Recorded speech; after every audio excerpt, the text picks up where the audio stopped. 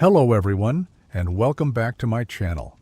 Today, we are embarking together on an extraordinary, indeed colossal journey through the profound annals of history.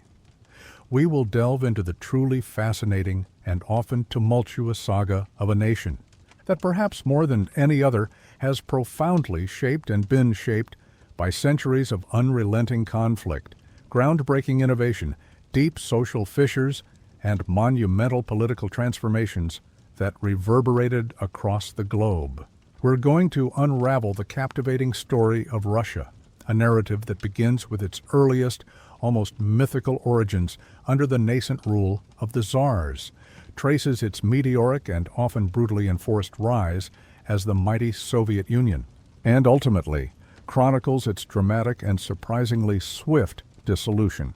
This is not merely a dry sequence of historical events, but a rich and complex tapestry woven from the threads of vast empires, from the lives of legendary and often contradictory figures, from world-shaking revolutions that not only reshaped Russia, but echoed across continents, and from the unwavering resilience of a people who witnessed and participated in events of unprecedented magnitude and consequence.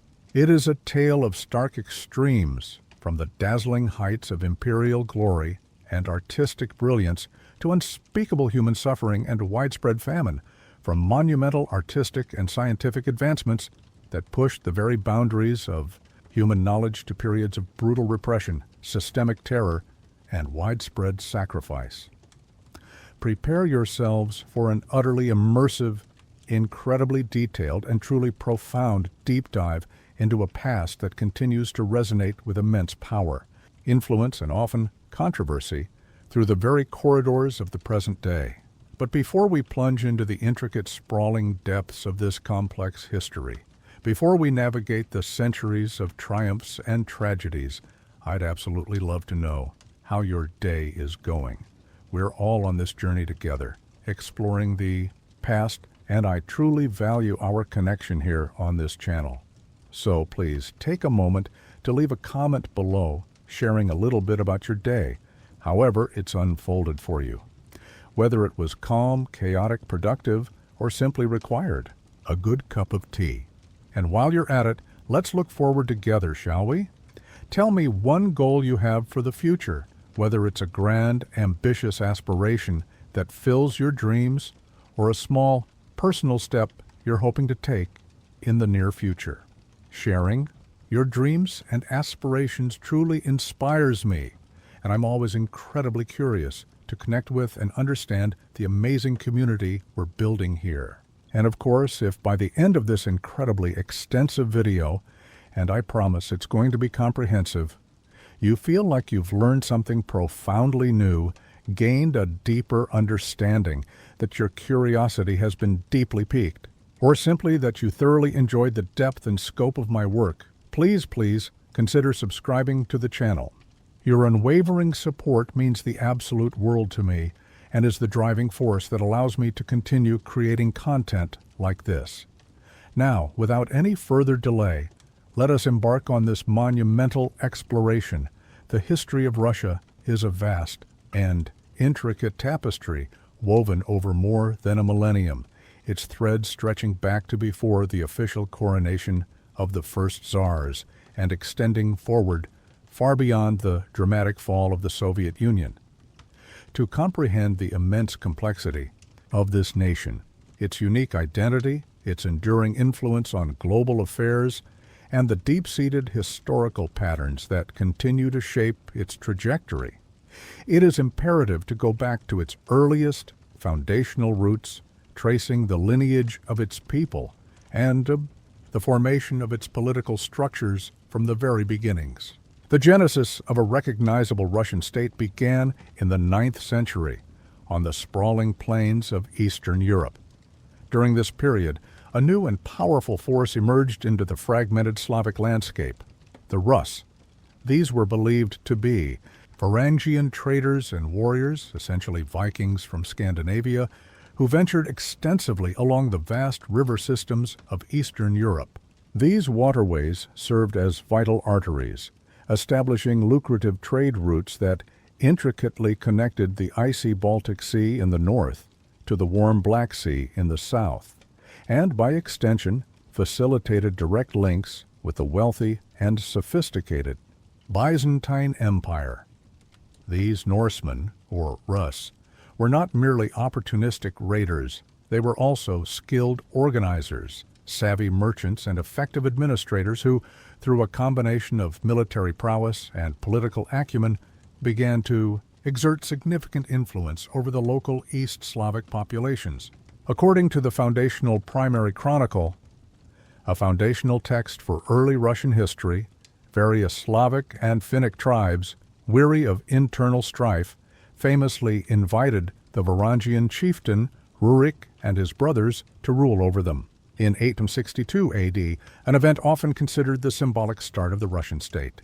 Whether an actual invitation or a more forceful imposition, these Rus' leaders would eventually give their name to the land they came to rule, and the strategically vital city of Kiev, majestically located on the Dnieper River, ultimately blossomed into the bustling, vibrant center of one of the earliest and most influential East Slavic states, Kievan Rus'.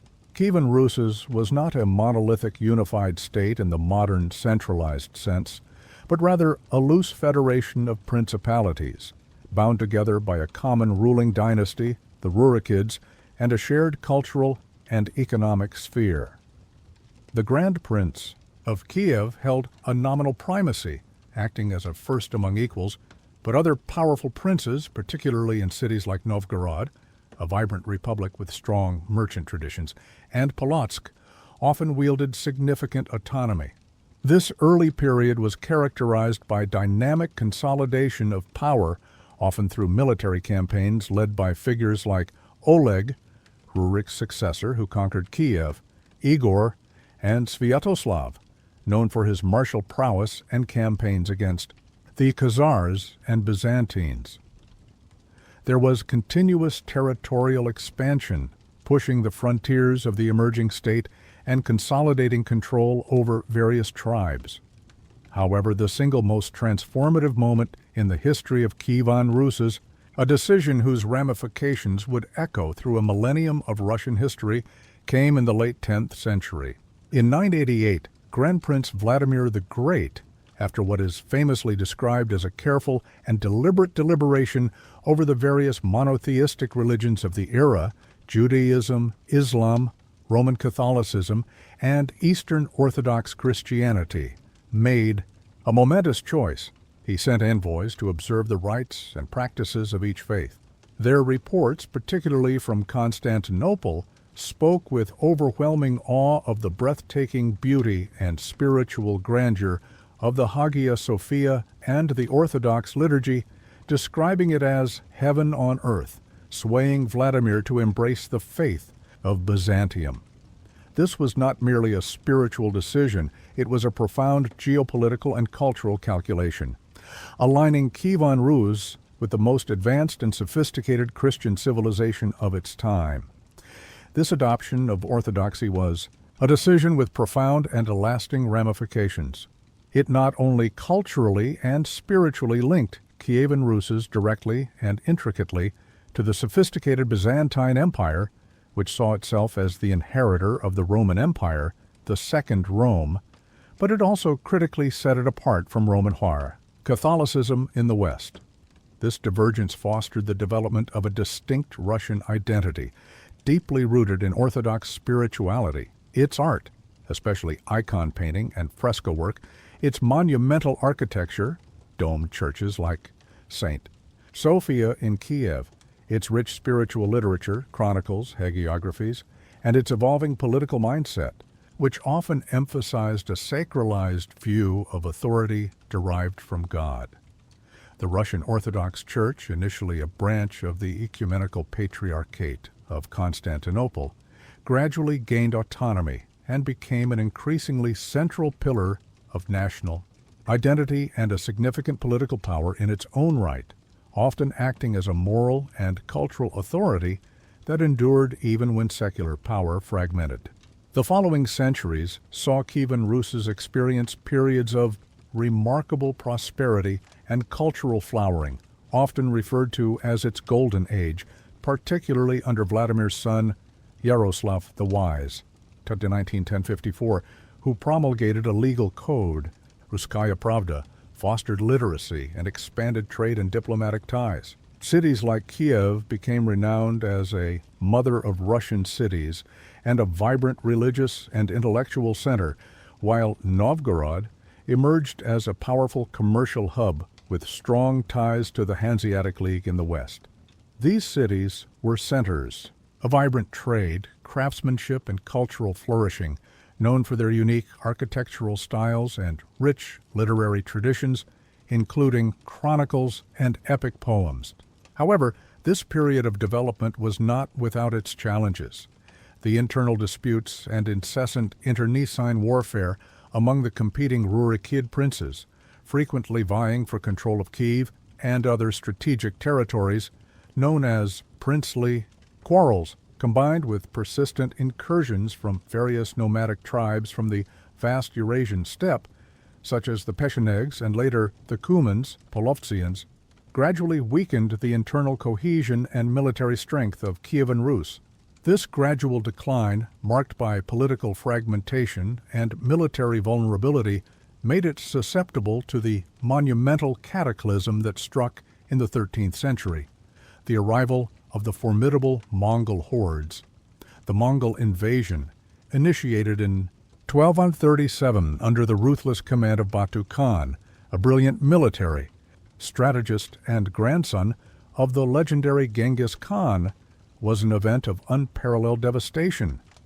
The Mongol armies, disciplined, highly mobile, and relentless, swept across the Russian principalities with terrifying efficiency and brutality.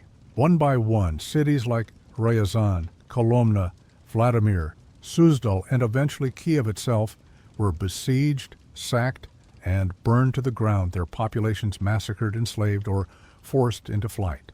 The scale of destruction was immense, and the principalities of Rus were systematically forced to accept Mongol suzerainty, becoming vassals of the Golden Horde, a powerful segment of the Mongol Empire that established its formidable rule from Sarai, its capital, on the lower Volga River.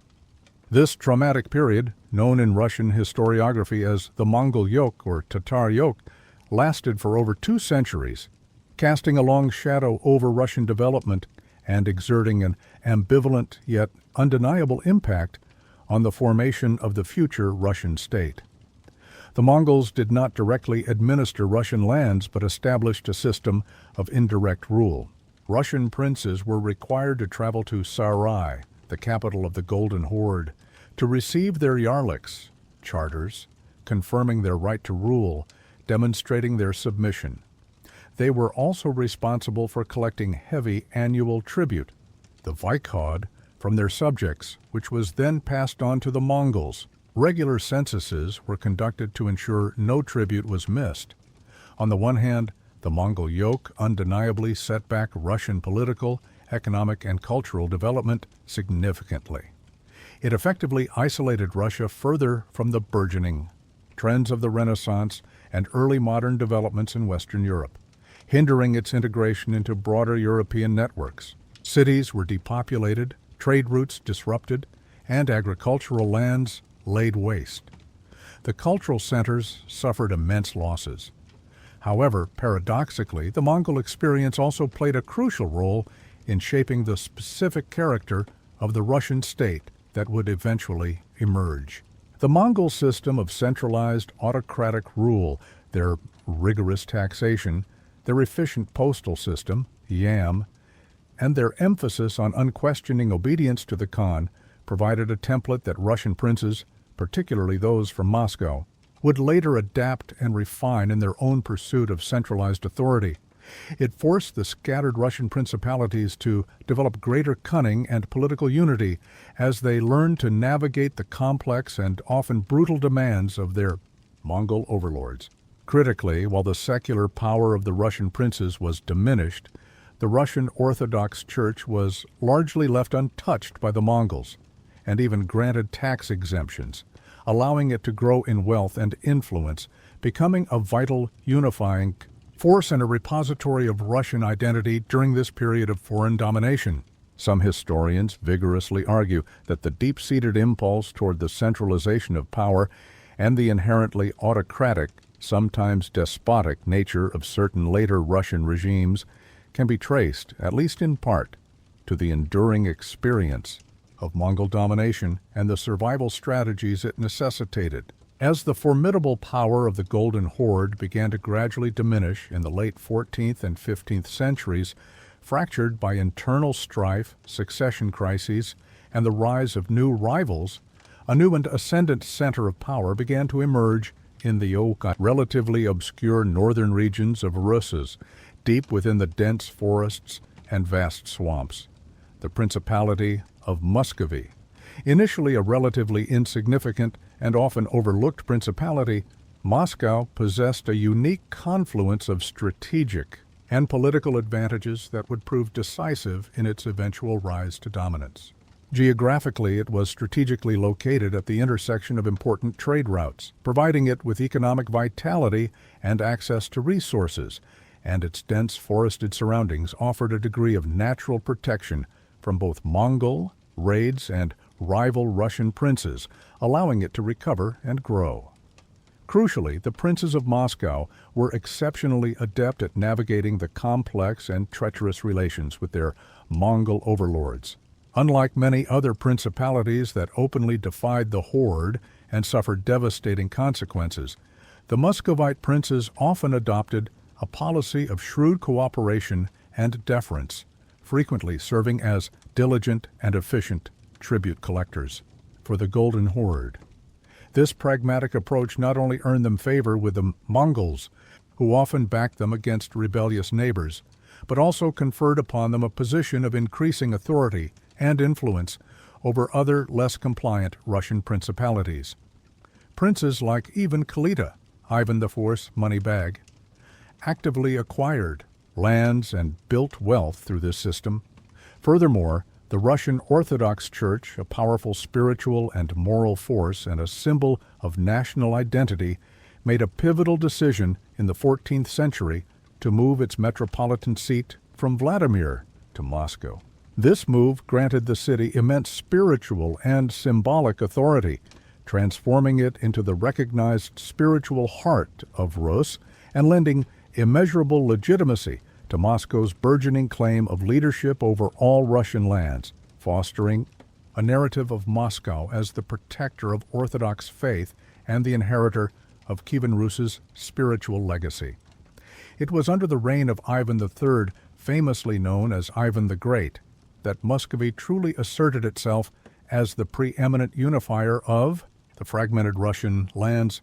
Ruling from 1462 to 1505, Ivan III was a shrewd diplomat, a determined military leader, and a master of political maneuvering who systematically challenged and ultimately overthrew Mongol dominance. His most symbolic act in this regard came in 1480, during the Great Stand on the Ugra River. Here, Ivan meticulously gathered his formidable forces and, in a bold display of defiance, refused to pay the traditional tribute to the Golden Horde. This confrontation, surprisingly, ended without a pitched battle, as the Mongol forces weakened by internal strife and the emerging Crimean Khanate retreated, effectively marking the formal end of the Mongol yoke over Russia. While smaller skirmishes continued, this event is widely celebrated as a pivotal moment of national liberation and independence. Earlier, in 1380, Dmitry Donskoy had led Russian forces to a crucial victory over the Mongols at the Battle of Kulikovo, a symbolic turning point that showed Russians could defeat the horde, but final liberation came later under Ivan III. Ivan the Great also aggressively expanded Muscovy's territory, pursuing a relentless policy of gathering the Russian lands. He systematically annexed vast neighboring principalities, including the powerful Republic of Novgorod, a major independent trading city, finally absorbed in 1478, crushing its democratic traditions symbolized by the removal of its ancient bell. The formidable Principality of Tver and Yaroslavl utilizing a calculated combination of astute diplomacy, strategic purchases of land, and, when necessary, overwhelming military force. In a move that significantly bolstered Moscow's symbolic and international prestige, he married Sophia Palaiologina, niece of the last Byzantine emperor, Constantine the Spiskindh, after Constantinople fell to the Ottomans in 1453. This marriage symbolically linked Moscow to the venerable heritage of the Byzantine Empire, transforming Moscow into the de facto inheritor of Orthodox Christianity and the Third Rome, a concept later articulated by the monk Philotheus of Pskov, stating that 2 Romes have fallen, but the third stands, and a fourth there shall not be.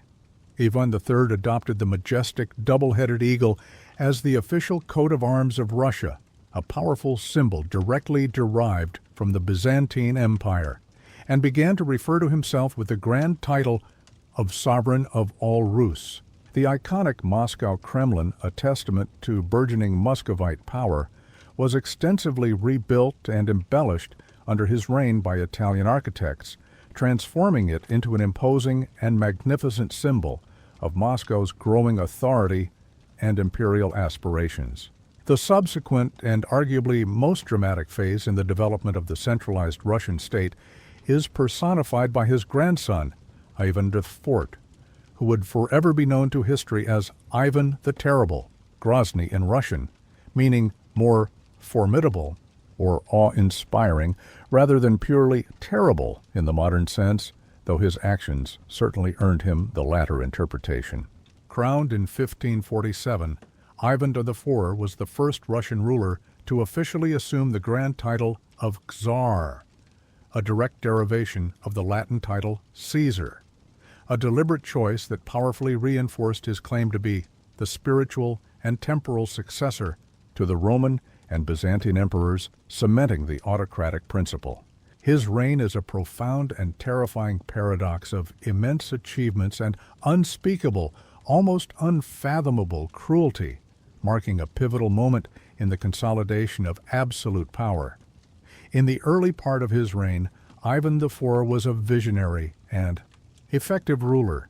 He implemented significant and far-reaching reforms, often with the support of his chosen council of advisors.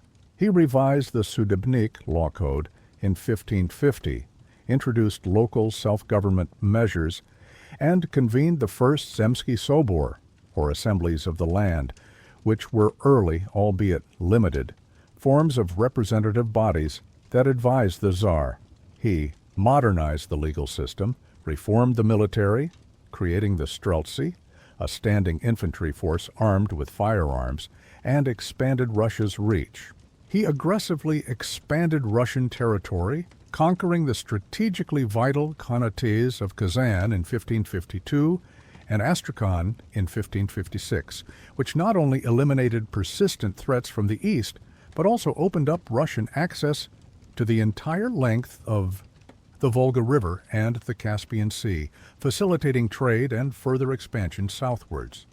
He also initiated the ambitious expansion into the vast and resource-rich territory of Siberia, with the invaluable assistance of the daring Cossacks, skilled frontiersmen and warriors, particularly through the expeditions led by Yermak Timofeyevich.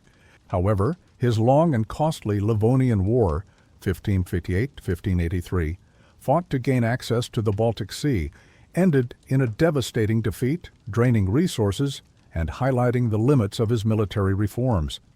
However, Ivan's personality, always prone to extremes, gradually degenerated into profound paranoia and tyrannical despotism, particularly after the death of his beloved first wife, Anastasia Romanovna, in 1560, and a severe illness he suffered.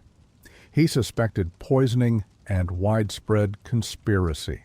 This period ushered in the infamous Oprichnina, a period of intense state terror that lasted from 1565 to 1572. During this horrifying era, Russia was nominally divided into 2 distinct parts, the Zemshchina, governed by Ivan's traditional administration, and the Oprichnina, a separate territory governed directly by Ivan himself and his personal guard. He created a ruthless and feared secret police force, the oprichniki, who wore black and rode black horses, often depicted as carrying a dog's head and a broom, symbolizing their intent to sniff out and sweep away treachery. The oprichniki systematically confiscated lands primarily from the ancient and powerful boyar families whom Ivan suspected of disloyalty, often accusing them of treason. They executed thousands of boyars, wealthy merchants, members of the clergy, and countless ordinary citizens with unimaginable savagery, often through torture, mass drownings, and public executions. The sack of Novgorod in 1570, where thousands of its inhabitants were massacred, stands as a particularly brutal example of this terror. This period of arbitrary violence and confiscation profoundly destabilized Russia, decimated its traditional aristocracy, and left an indelible legacy of fear, distrust, and ingrained authoritarianism within the Russian political system. Ivan the Terrible not only consolidated the power of the Tsar to an unprecedented degree, effectively crushing the last vestiges of boyar autonomy and aristocratic opposition, but he also firmly planted the seeds of an absolute, unquestioning autocracy that would characterize the Russian regime for centuries to come.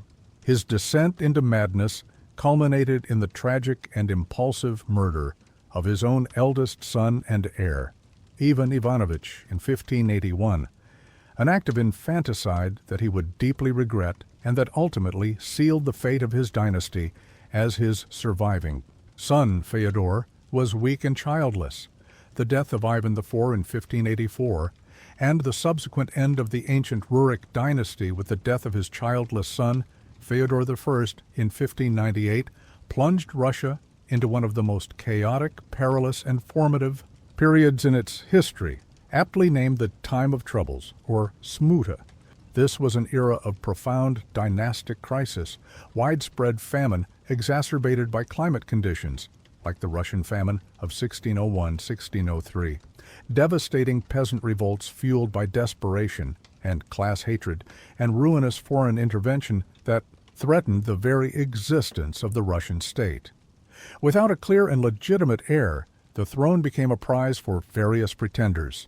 The most prominent were the false Dmitris, individuals who claimed to be Dmitry Ivanovich, the youngest son of Ivan the Terrible, who was widely believed to have died in childhood, possibly murdered. False Dmitry I, with Polish backing, actually seized the throne in 1605, only to be murdered a year later. False Dmitry II, known as the Thief of Tushino, gathered a substantial following and set up a rival court outside Moscow. This period was marked by rampant internal strife, civil war between various factions, and the collapse of central authority. The powerful neighboring states of Poland, Lithuania, and Sweden eagerly exploited this internal chaos, launching full-scale invasions into Russia. Polish forces at one point even managed to occupy the very heart of the nation, the Moscow Kremlin, for over 2 years.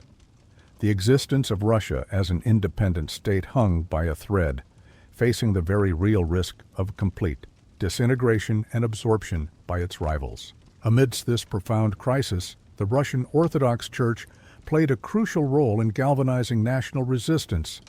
Patriarch Hermogenes of Moscow issued passionate appeals for unity and resistance against the foreign invaders and false czars.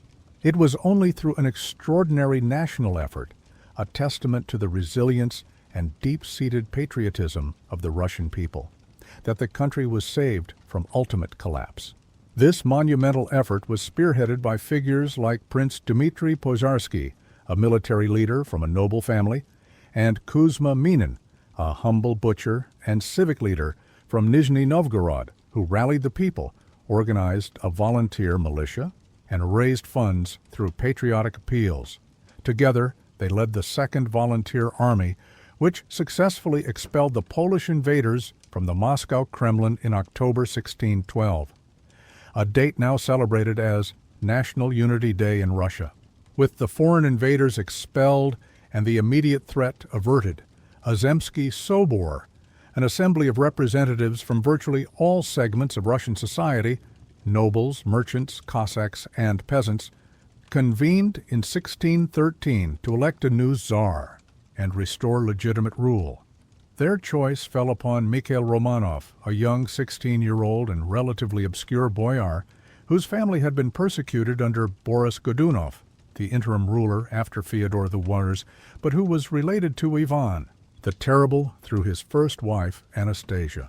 Mikhail's selection marked the end of the devastating time of troubles and the beginning of the Romanov dynasty, which would majestically rule Russia for over 3 centuries, from 1613 until its dramatic overthrow in 1917. The ascension of the Ihom Romanovs ushered in a new long era of consolidation, internal rebuilding, and vast territorial expansion, laying the foundation for the future Russian Empire. The early Romanov czars, immediately after the time of troubles, focused intensely on re-establishing order, restoring central authority, and recovering territories lost during the chaos. The first Romanovs, Mikhail, 1613-1645, and his son Alexis, 1645-1676, worked to rebuild the state apparatus and stabilize society. One of the most significant and defining developments of this period was the gradual yet inexorable tightening of serfdom. What had previously been a series of economic and social obligations for peasants to their landowners became, by the mid-17th century, a rigid and brutally enforced legal institution, effectively binding the vast majority of peasants to the land and to their owners in an almost unbreakable hereditary manner. The Ulozhenie of 1649, a comprehensive legal code promulgated under Tsar Alexis, formally codified this system, making serfdom hereditary and turning serfs into the virtual property of their landowners, limiting their mobility and rights. Russian society became increasingly stratified, with the nobility wielding immense power, holding vast estates, and controlling the servile labor that underpinned the agricultural economy. This deeply entrenched agrarian system, based on forced labor, would remain a defining characteristic of Imperial Russia and a persistent source of profound social tensions and periodic revolts that would continue to simmer and occasionally erupt. Until the early 20th century. Another significant development of the 17th century was the Russian Orthodox Church schism, Raskol. Under Patriarch Nikon, reforms were introduced to bring Russian liturgical practices in line with those of the Awe Greek Orthodox Church, which he believed to be more accurate. This led to bitter resistance from a significant portion of the population known as the Old Believers, who refused to accept the changes, viewing them as a corruption of the true faith. The schism resulted in brutal persecution of the Old Believers, further dividing Russian society and highlighting the power of religious conviction. Throughout the 17th century, Russia continued its relentless expansion, particularly eastward, across the vast and untamed expanses of Siberia, eventually reaching the distant shores of the Pacific Ocean by the mid-century. This expansion was driven by a quest for furs and other natural resources, and carried out by courageous Cossacks, fur traders, and small military garrisons. Major peasant rebellions, like that led by Stepan Razin, Stenka Razin in the 1670s, brutally suppressed, further underscored the deep social grievances beneath the surface. While consolidating its control over the southern steppes and pushing its frontiers, Russia, in comparison to the rapidly modernizing and industrializing powers of Western Europe, still remained significantly backward in terms of technological development, military organization, and economic sophistication. Its immense geographical isolation, its unique historical trajectory under the Mongol yoke, and its staunch adherence to distinct Orthodox traditions, which often viewed Western innovations with suspicion, all contributed to this growing divergence and a sense of relative backwardness. The most dramatic and consequential turning point in Russian history before the cataclysmic revolutions of the 20th century was, without a doubt, the transformative reign of Peter the Great. He nominally ascended to the throne in 1682, sharing power with his half-brother Ivan V, but only began to rule alone and assert his full authority from 1689, after overcoming the regency of his ambitious half-sister, Sophia. Peter, a man of towering stature, both physically, reportedly over 6 feet, 8 inches tall, and in his visionary ambition, was profoundly and acutely aware of Russia's significant technological, military, and economic backwardness compared to the burgeoning maritime and industrial powers of Western Europe. His childhood, spent largely outside the traditional confines of the Kremlin, allowed him to associate with foreigners and develop a fascination with shipbuilding and military drills, forming his famous toy regiments, the Preobrazhensky and Semyonovsky Guards, which would become the core of his modernized army. In 1697-1698, he undertook the legendary Grand Embassy, a secret diplomatic and educational journey through various European countries, often traveling incognito. During this unprecedented journey, he diligently studied a myriad of subjects: advanced shipbuilding techniques in the Netherlands and England, modern military tactics, industrial processes, and Western administrative practices and social customs. He even worked as a ship's carpenter in Zaandam, Netherlands, and observed parliamentary debates in England. He returned to Russia with an unshakable conviction that Russia needed to be radically modernized and aggressively westernized if it was to become a truly formidable global power capable of competing with the great European states. Peter's reforms were utterly relentless, comprehensive, and often brutally imposed from above, meeting considerable resistance from conservative elements. He completely reorganized the army, introducing universal conscription, modernizing tactics, and establishing new training academies, transforming it into a formidable fighting force capable of challenging Europe's leading armies. He also founded a powerful navy, a completely new concept for landlocked Russia, building it largely from scratch with Western expertise. To support these vast military endeavors, he founded numerous new factories and industries focusing on metallurgy, armaments, and textiles, often using serf labor or forced labor from state enterprises, and even the gulags. Though these were not yet the massive system they would become under Stalin, Peter did use state-forced labor for large projects. He instituted sweeping administrative reforms, centralizing power even further, creating a system of colleges, proto-ministries, a senate, a supreme governing body, and a powerful procurator general to oversee the bureaucracy. He introduced the Table of Ranks in 1722, a revolutionary system that allowed individuals to rise in the civil service and military based on merit and service to the state, rather than solely on aristocratic birth, though it still largely benefited the nobility by forcing them into state service. Social and cultural reforms were equally radical and sometimes bizarre. Peter mandated that the nobility adopt Western clothing and customs, famously imposing a beard tax on those who clung to traditional facial hair, often personally cutting the beards of his courtiers to enforce his decrees. He sponsored education, establishing new schools, including naval, engineering, and medical academies, and encouraged the translation of Western books. He reformed the Russian alphabet, simplified the calendar, and founded the first Russian newspaper. Crucially, the Russian Orthodox Church, a powerful bastion of tradition and sometimes a rival to state authority, was brought under direct state control.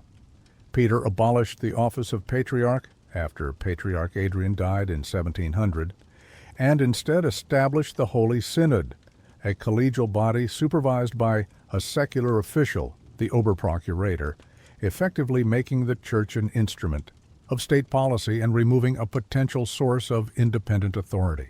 Figures like Feofan Prokopovich, a Ukrainian cleric and scholar, became key intellectual supporters of Peter's reforms within the Church. Peter's overarching foreign policy objective was to secure access to the Baltic Sea, which he viewed as Russia's essential window to Europe, to establish Russia as a major maritime, commercial, and military power. This ambition led to the protracted and devastating Great Northern War, 1700–1721, against Sweden, then the dominant power in the Baltic region under the brilliant but erratic Charles V. Despite initial humiliating defeats, such as at the Battle of Narva in 1700, where his new army was routed, Peter persisted with iron will, reforming his army and ultimately securing a decisive victory at the Battle of Poltava in 1709, crushing the Swedish forces and effectively ending Sweden's reign as a great power. This monumental Russian victory shifted the momentum of the war and marked the definitive end of Swedish hegemony in the Baltic and the beginning of Russia's dramatic ascent as a major European power. To fully cement his new status and to powerfully symbolize his strategic and cultural turn towards the West, Peter founded the majestic city of St. Petersburg in 1703, on a marshy, inhospitable delta at the mouth of the Neva River. The city, built with immense human cost and vast resources, tens of thousands of serfs died in its construction, became Russia's new capital in 1712, replacing Moscow, and served as a strategic port and a potent symbol of Russia's newfound European identity and its imperial ambitions. Peter the Great's reign truly transformed Russia from a largely isolated semi-Asian state into a full-fledged European empire, a formidable player on the international stage.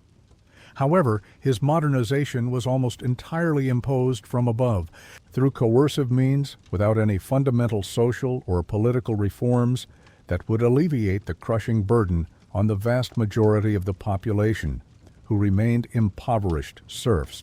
He left a complex and contradictory legacy, a vastly more powerful and modernized state, but also a reinforced autocratic system, a militarized bureaucracy, and a profound, enduring cultural and social division between a westernized, enlightened elite and the mass of the traditional, largely uneducated population. After the death of Peter the Great in 1725, Russia entered a period of relative court instability and a rapid succession of rulers who were often either weak, short-lived, or dominated by powerful favorites and factions within the imperial guard. This era, sometimes called the Age of Palace Revolutions, saw figures like Catherine the Rent, Peter III, Empress Anna, and Ivan VI briefly hold the throne, often placed there by the powerful guard regiments that Peter had created. However, the trajectory of modernization and expansion that Peter had set in motion continued, albeit at a slower pace and with less direct vision. The Russian nobility, empowered by Peter's reforms that tied service to rank, continued to consolidate their privileges and influence, often at the expense of central authority. Empress Elizabeth Petrovna, 1741–1762, Peter's daughter, oversaw a period of cultural flourishing, founding the Imperial Academy of Arts and the University of Moscow, and participated in the 7 Years' War, 1756–1763, even briefly occupying Berlin, demonstrating Russia's growing military might. A truly significant period of renewed imperial vigor and enlightened governance began in 1762, when Catherine II, eternally known as Catherine the Great, ascended to the throne through a bloodless coup d'etat that deposed her unpopular and erratic husband, Peter III, who had pulled Russia out of the 7 Years' War, abandoning its Prussian gains and alienated the powerful Guard. Despite being of German origin, born Princess Sophie of Anhalt-Zerbst, Catherine passionately dedicated herself to Russia and its comprehensive development, thoroughly embracing her adopted homeland, learning Russian, and converting to the Orthodox faith. She positioned herself as an enlightened empress, actively corresponding with prominent European Enlightenment thinkers such as Voltaire, Denis Diderot, and Jean-Laurent d'Alembert, and outwardly expressed grand ideals of legal and social reform inspired by Montesquieu and Beccaria. She attempted to implement administrative reforms, notably the creation of new provincial governments, gubernayas, in 1775, aiming for greater efficiency, decentralization, and local control. She was a prodigious patron of the arts and sciences, founding the Imperial Russian Academy, expanding education, and overseeing the massive expansion of the collection that would become the world-renowned Hermitage Museum. She even convened a legislative commission in 1767 to codify laws and discuss societal reforms, for which she prepared her famous nakaz instruction, a progressive document influenced by Montesquieu, advocating for rule of law and gradual reform. However, the practical application of her enlightened ideals was often severely limited by the realities of Russian politics and society. Her reforms were constrained by the absolute necessity of maintaining the unwavering support of the powerful nobility, the very class that benefited most from serfdom and upon whose loyalty her throne depended. A profound and underlying fear of popular revolt, especially after the massive peasant uprising led by the Cossack pretender Emelian Pugachev from 1773 to 1775, deeply shook the foundations of her empire and forced her to make pragmatic, often repressive choices. This brutal and widespread revolt, which spread across vast swaths of southeastern Russia, attracted thousands of serfs, Cossacks, and non-Russian ethnic groups who saw Pugachev as the true Peter III. It was ultimately suppressed with extreme force and brutality, leading Catherine to paradoxically harden the system of serfdom and further strengthen the power of the nobility over their vast numbers of serfs, granting them more control and authority, cementing the system that would continue to plague Russia. Catherine the Great's true and most enduring legacy, the area where her impact was most profound and successful, lies in her ambitious foreign policy and her relentless territorial expansion, which earned her the title the Great. She waged two highly successful wars against the declining Ottoman Empire, 1768, 1774, and 1787, 1792, notably acquiring vast new lands on the northern shores of the Black Sea, including the strategically vital Crimean Peninsula, and establishing firm Russian control over crucial port cities like Odessa, Sevastopol, and Kherson. This expansion, known as the Potemkin Villages era, referring to the elaborate fake villages allegedly built by her minister Grigory Potemkin to impress her, opened up new, lucrative trade routes, gave Russia a warm water port, and fundamentally transformed Russia's geopolitical presence and naval power in the south. Furthermore, Catherine played a central and dominant role in the three infamous partitions of Poland, 1772, 1793, 1795, a ruthless geopolitical maneuver that saw the once mighty Polish-Lithuanian Commonwealth systematically dismembered and erased from the map of Europe among Russia, Prussia, and Austria. Through these partitions, Russia acquired immense new territories to its west, including large parts of modern Ukraine, Belarus, Lithuania, and a significant portion of ethnic Polish lands. By the end of her illustrious reign in 1796, the Russian Empire had undeniably become one of the largest and most formidable land powers in the world, with a territorial area that rivaled that of the Mongol Empire at its peak, and a demographic diversity that would pose significant challenges, particularly nationalist aspirations, in the centuries to come. The expansionism initiated by Peter and continued by Catherine firmly established Russia as a crucial and often decisive actor in European politics, a force to be reckoned with, but it also created a colossal, multi-ethnic empire encompassing diverse and often reluctant populations, laying the groundwork for future nationalist tensions and conflicts that would eventually contribute to the empire's undoing. The 19th century saw the vast, increasingly unwieldy, and internally contradictory Russian Empire face a series of unprecedented challenges, both from external military threats and mounting internal pressures that tested the very foundations of its autocratic system. The first major external challenge, and perhaps the most defining military confrontation of the era, was the devastating invasion by Napoleon Bonaparte in 1812. The Patriotic War of 1812, as it is known in Russia, began in June when Napoleon's colossal Grande Armée, numbering over 600,000 men, the largest army ever assembled at that time, crossed the Niemen River, aiming to force Tsar Alexander I to comply with the continental system against Great Britain. The Russian strategy, largely masterminded by General Mikhail Kutuzov, was to avoid direct, decisive engagements and instead retreat deep into Russia, stretching the French supply lines and utilizing a devastating scorched earth policy to deny them resources and forage.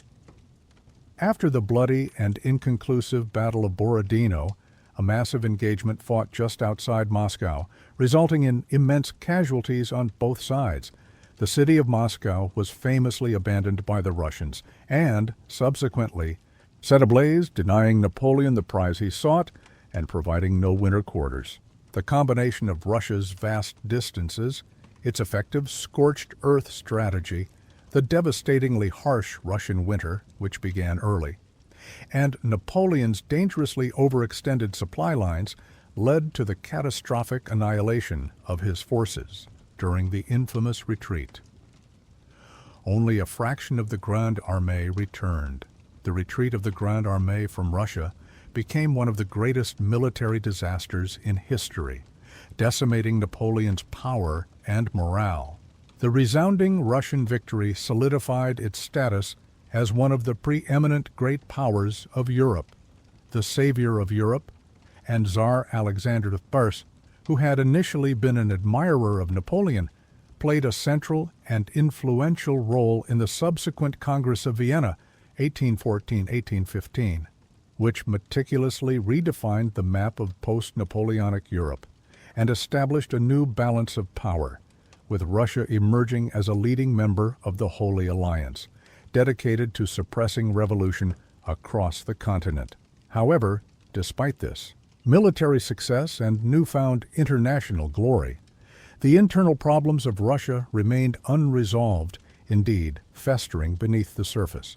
The deeply entrenched system of serfdom, which kept the vast majority of the Russian population in conditions of virtual slavery, was not only a moral stain but also a major source of profound social unrest and economic stagnation, hindering industrial development, stifling innovation, and preventing the emergence of a dynamic free labor force.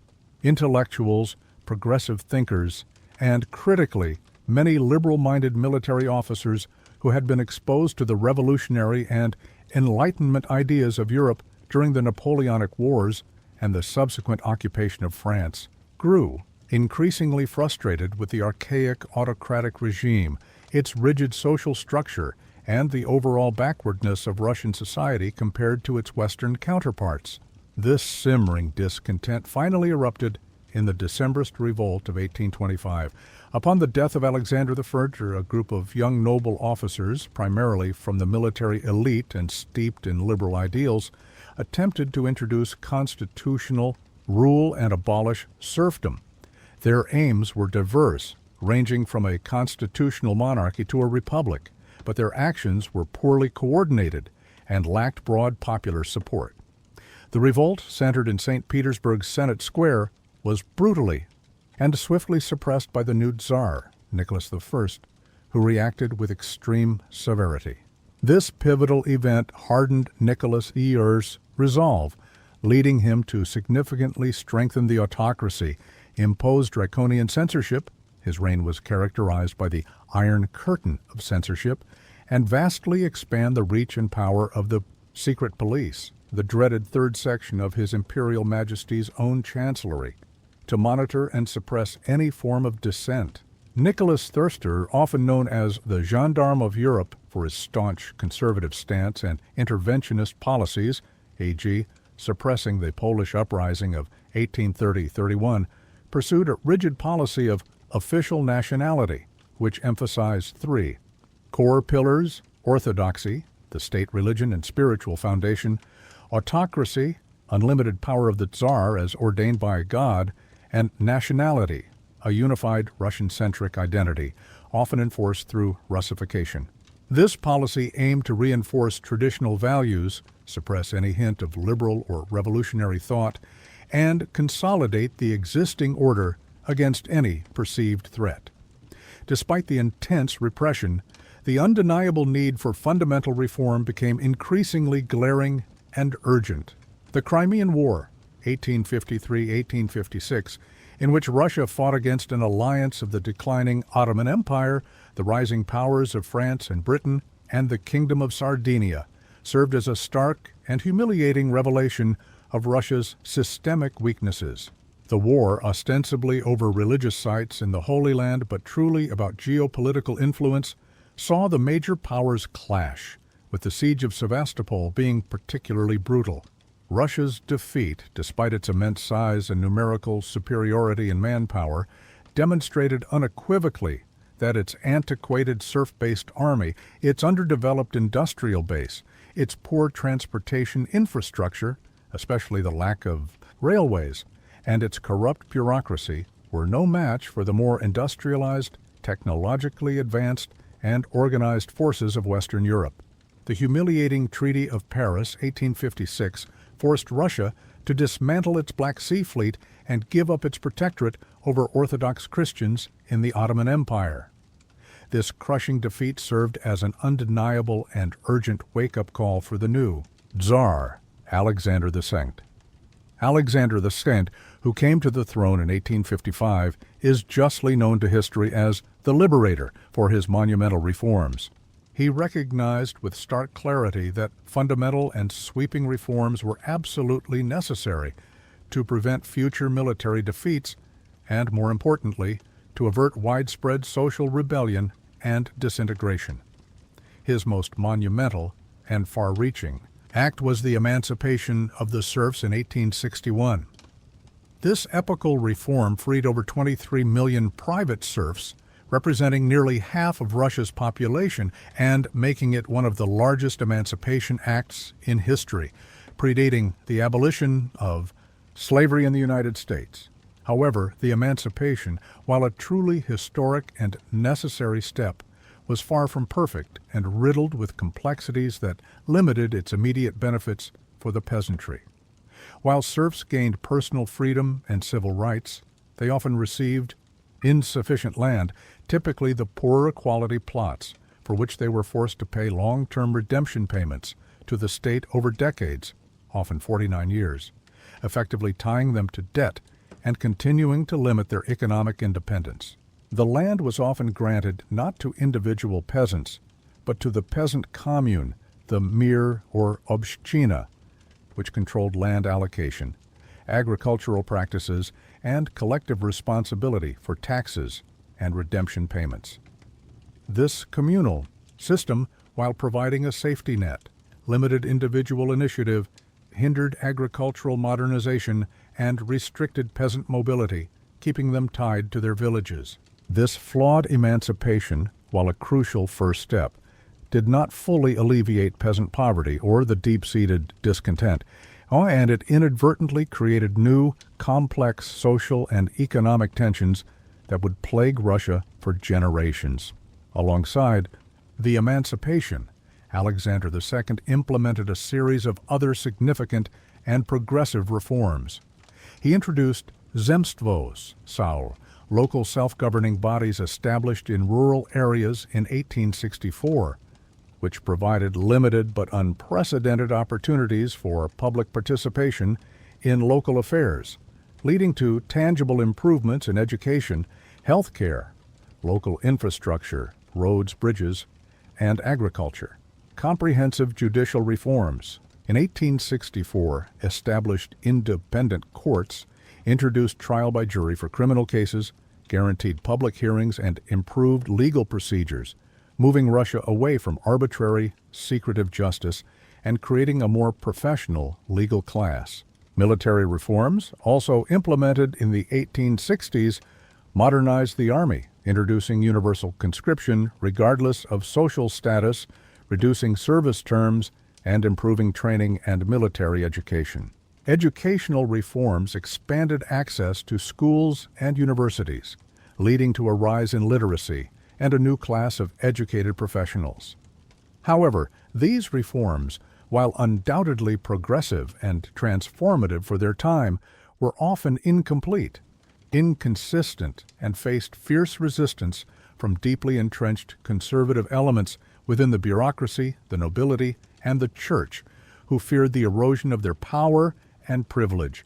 They also failed to satisfy the growing demands of radical intellectuals. Despite his efforts, revolutionary movements ranging from the idealistic populists, Narodniks, who sought to go to the people and stir up peasant revolts, to more radical nihilists and anarchists, continued to grow, fueled by the slow pace of reform, lingering injustices, and the government's often brutal repression of dissent.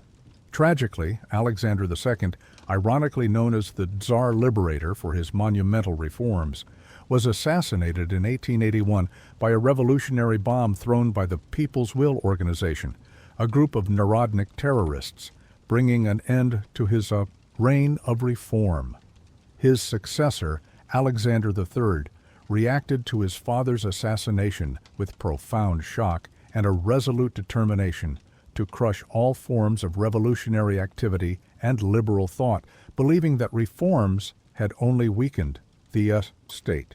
His reign, 1881-1894, inaugurated a period of strong reaction and counter-reforms.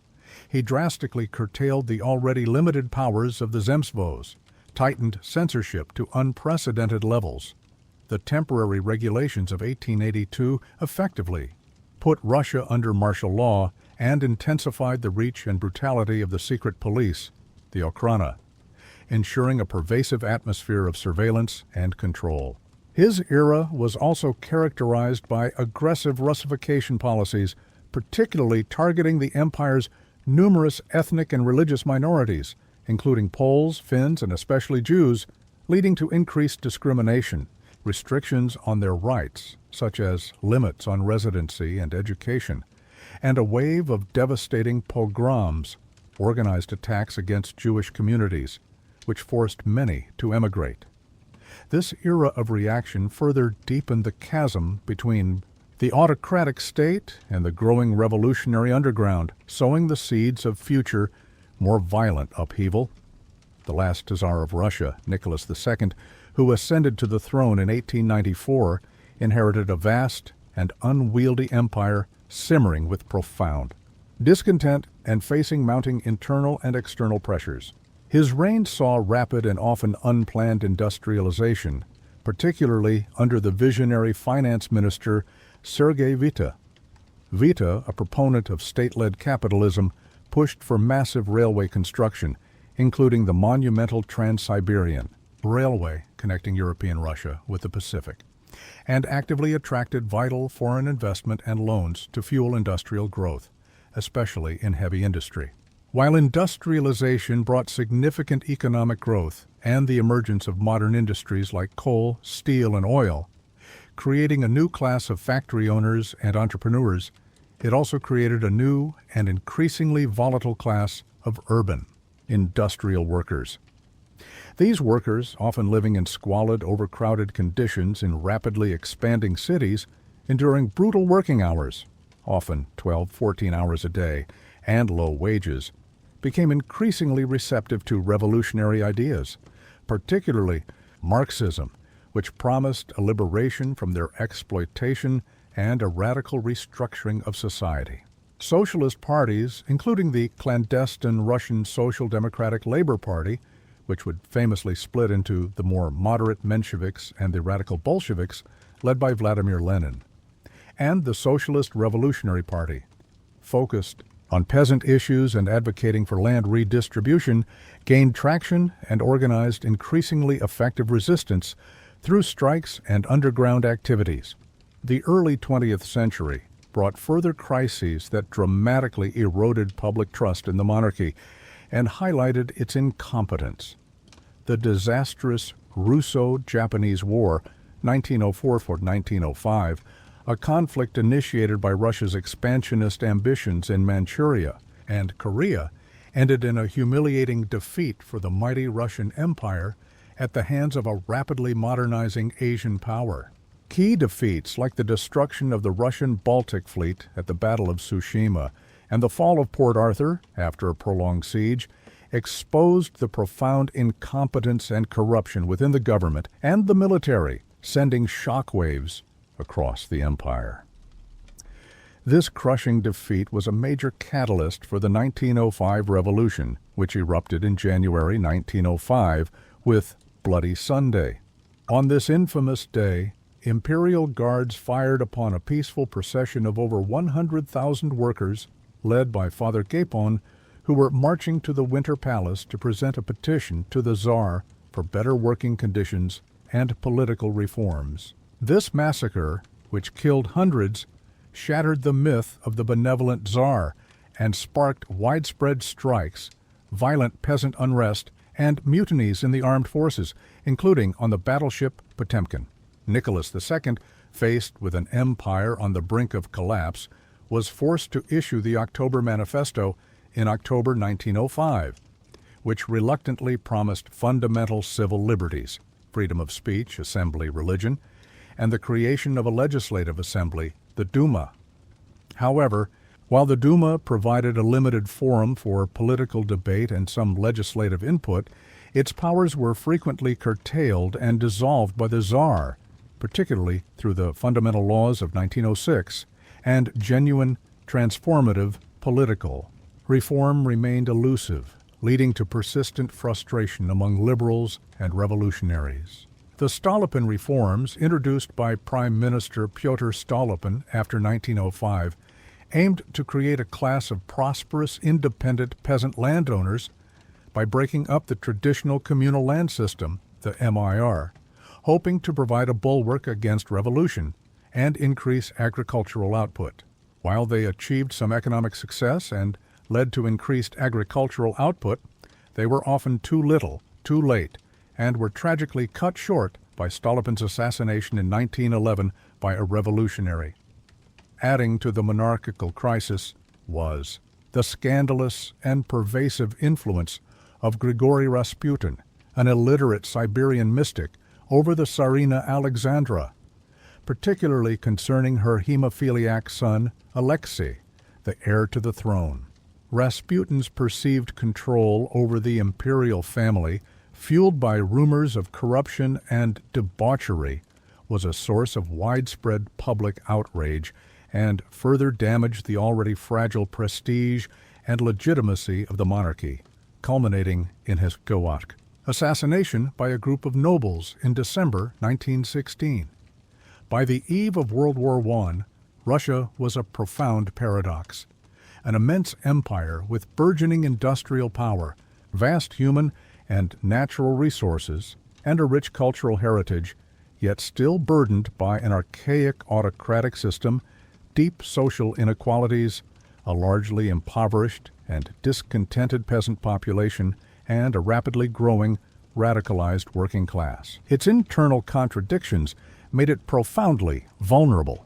The stage was undeniably set for a dramatic and cataclysmic collapse. When the inferno of World War I erupted in August 1914, Russia initially rallied with a fervent burst of patriotic nationalism. The war, framed as a noble defense of its Slavic ally Serbia and a righteous fight against perceived German and Austro-Hungarian aggression, seemed to briefly unify the fragmented nation under the banner of the Tsar. Millions flocked to the banners, driven by loyalty to the Tsar, a sense of national duty, and a desire to avenge perceived slights from the Central Powers. However, this fragile unity was tragically short-lived, dissolving rapidly as the war dragged on.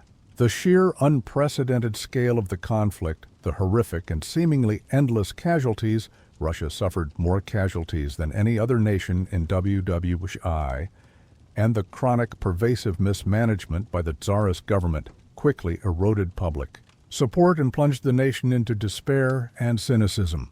The Russian army, though numerically vast and initially able to field millions of soldiers, was fundamentally ill-equipped, suffering from chronic shortages of rifles, ammunition, and artillery shells. It was often poorly led by aristocratic generals who were products of patronage rather than merit, resulting in disastrous campaigns and immense disproportionate losses. Millions of soldiers were killed, wounded, or captured in catastrophic defeats like Tannenberg and the Masurian Lakes in 1914, and subsequent, even larger defeats during the Great Retreat of 1915. The decision by Nicholas II to take personal command of the army in 1915, despite his utter lack of military experience or strategic acumen, was a catastrophic blunder. It directly and irrevocably linked the Tsar himself to the unfolding military defeats and the suffering of the troops, making him personally responsible in the eyes of the public and undermining the legitimacy of his rule. On the home front, the relentless war effort placed an intolerable and unsustainable strain on Russia's already fragile and underdeveloped economy. The country's rudimentary infrastructure, particularly its railways, buckled under the immense demands of transporting troops and supplies to the vast front.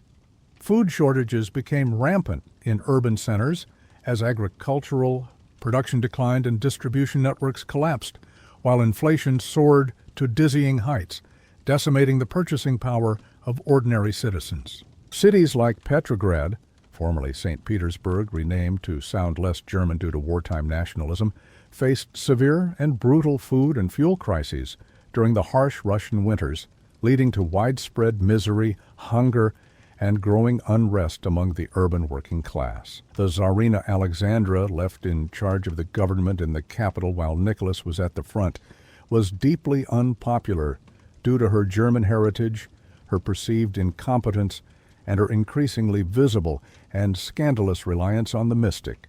Grigory Rasputin, whose perceived influence over the imperial family became a profound source of scandal, rumor, and severely damaged the monarchy's prestige beyond repair. Public trust in the Tsarist regime, already fragile, evaporated almost entirely. By early 1917, discontent reached a boiling point.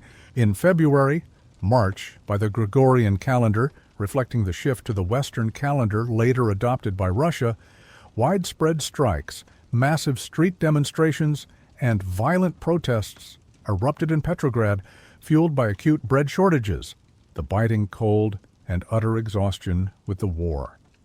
Crucially, when the Petrograd garrison, composed of newly conscripted, war-weary soldiers, mutinied and, instead of suppressing the protesters, joined them, the Tsar lost the support of the military, his last and most crucial bastion of power.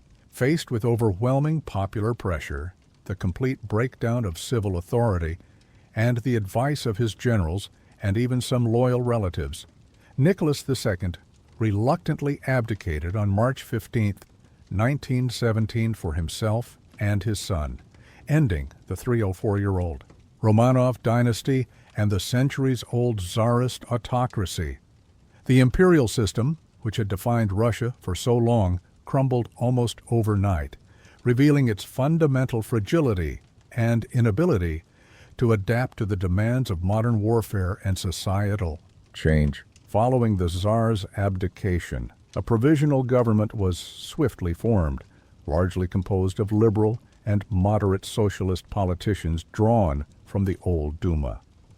This government, initially led by Prince Georgy Lvov and later by Alexander Kerensky, found itself in a precarious position, immediately facing a profound challenge to its authority from the Petrograd Soviet of Workers and Soldiers' Deputies, a powerful council spontaneously formed by urban workers and soldiers, which quickly gained immense popular legitimacy and controlled crucial resources and military units. This created a perilous situation of dual power, where the provisional government had nominal constitutional authority, but the Petrograd Soviet effectively controlled crucial resources, communication networks, and the loyalty of key military units and the working masses.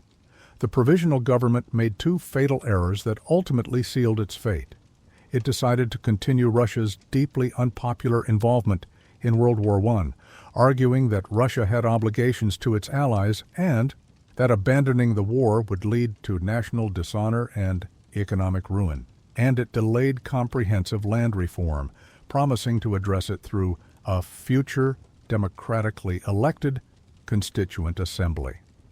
Both of these decisions profoundly alienated the vast majority of the population, the war-weary soldiers craving peace, the impoverished peasants craving land, and the hungry urban workers yearning for bread and better conditions, who desperately yearned for immediate peace and land above all else.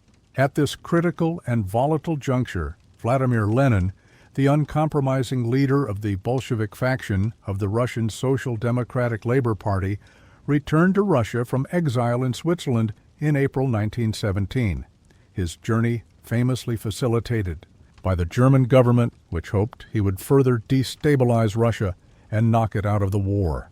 Upon his dramatic arrival at Finland Station, Lenin immediately published his audacious April Theses, a radical call to action that demanded all power to the Soviets, meaning overthrowing the provisional government, an immediate end to the imperialist war, and immediate radical land redistribution, land, peace, bread.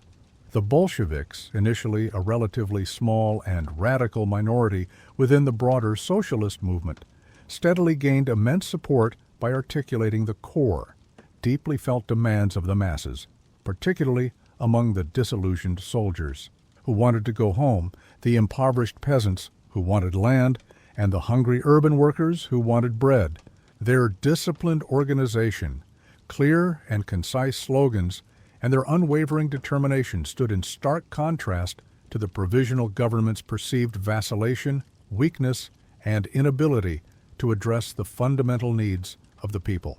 The summer of 1917 saw increased political instability and deepening social unrest. The July days witnessed a spontaneous, uncoordinated Bolshevik-led uprising in Petrograd, which was ultimately suppressed by the provisional government, temporarily discrediting Lenin and forcing him into hiding in Finland. However, the subsequent Kornilov affair in August, an attempted military coup by General Lavur Kornilov against the provisional government aiming to restore order through military dictatorship, inadvertently and ironically strengthened the Fyum Bolsheviks. The provisional government, led by Alexander Kerensky, found itself desperate for military support and was forced to rely on the Soviets and armed workers, including Bolshevik Red Guards, to defend Petrograd against Kornilov's forces. This move inadvertently rehabilitated the Bolsheviks, demonstrating their organizational power and armed capability to the masses, and solidifying their image as the defenders of the revolution against counter-revolution. By the autumn of 1917, the Bolsheviks had gained majorities in the crucial Petrograd and Moscow Soviets, giving them significant popular legitimacy and control over armed forces in these key urban centers. On October 25, 1917, November 7th by the Gregorian calendar, which Russia later adopted, the Bolsheviks, under Lenin's shrewd political leadership and masterfully orchestrated by Leon Trotsky, the head of the Petrograd Soviet's military revolutionary committee, launched the October Revolution. This was largely a swift, precisely executed, and relatively bloodless coup in Petrograd itself. Red Guards, revolutionary soldiers, and sailors seized key government buildings, communication centers, railway stations, and most symbolically, the Winter Palace, the seat of the provisional government. The provisional government effectively collapsed with little resistance, and power was declared to be in the hands of the Soviets. The Second All-Russian Congress of Soviets, meeting concurrently, subsequently ratified the transfer of power, giving the Bolshevik coup a veneer of popular legitimacy, even though many non-Bolshevik delegates walked out in protest. The new Bolshevik government, officially called the Council of People's Commissars, Sovnarkom, immediately acted on its core promises to consolidate its power and secure popular support. The decree on peace called for an immediate end to the war without annexations or indemnities, resonating deeply with war-weary soldiers and the general populace.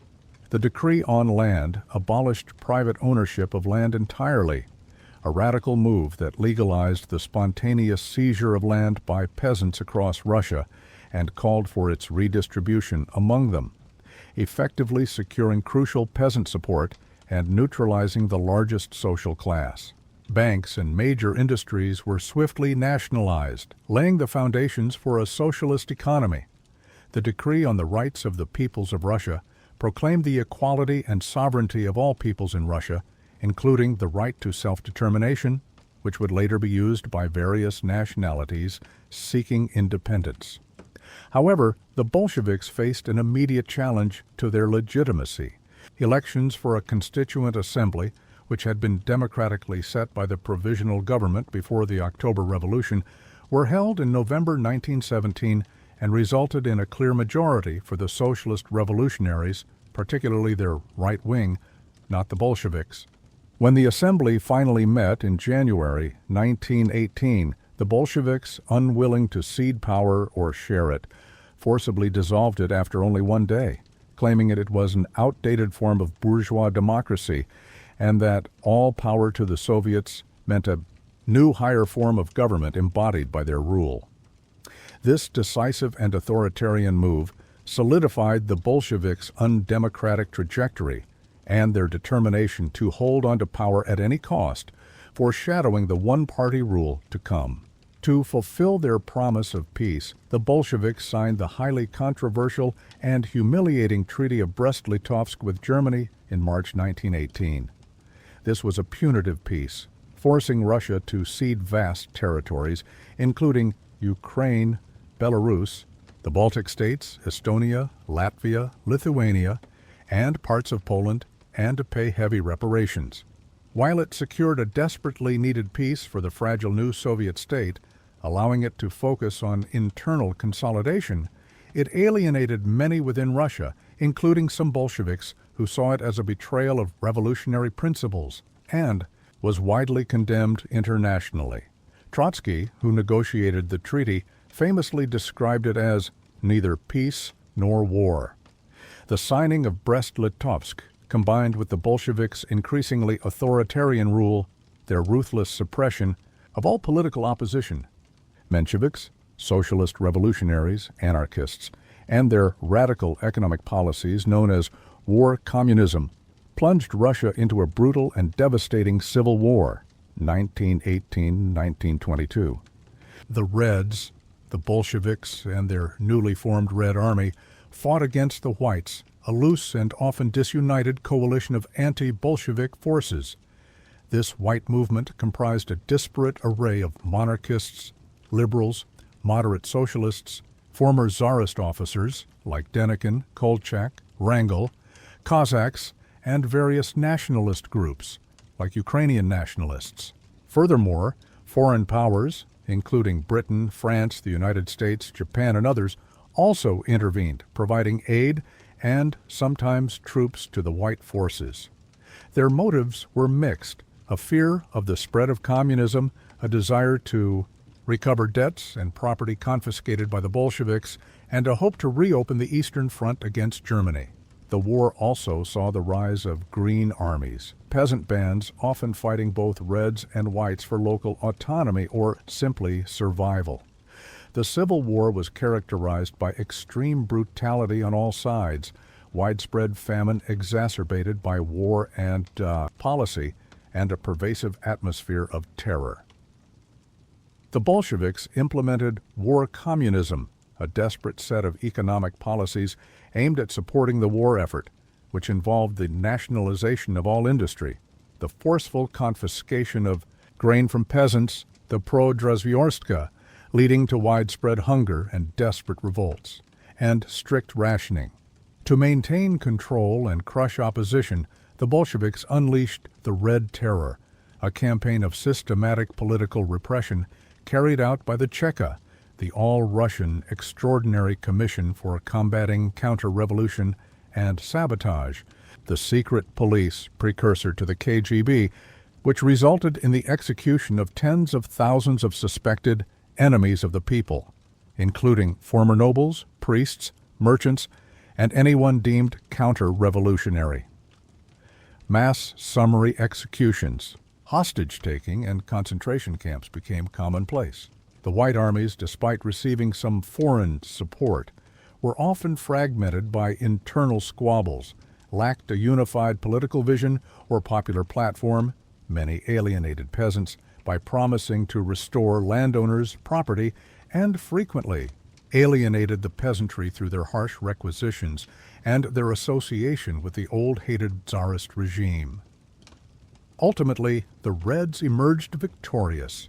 Their triumph can be attributed to several critical factors: their centralized control over the heartland of Russia, encompassing its major industrial centers, railway networks, and a larger population base; their unified command structure under Trotsky's brilliant leadership of the Red Army, which was rebuilt from scratch into a disciplined fighting force; their effective and simplistic propaganda, promising land, peace, bread; and their ability to mobilize the population through a combination of ideological fervor, ruthless coercion, and appeals to patriotism against foreign intervention.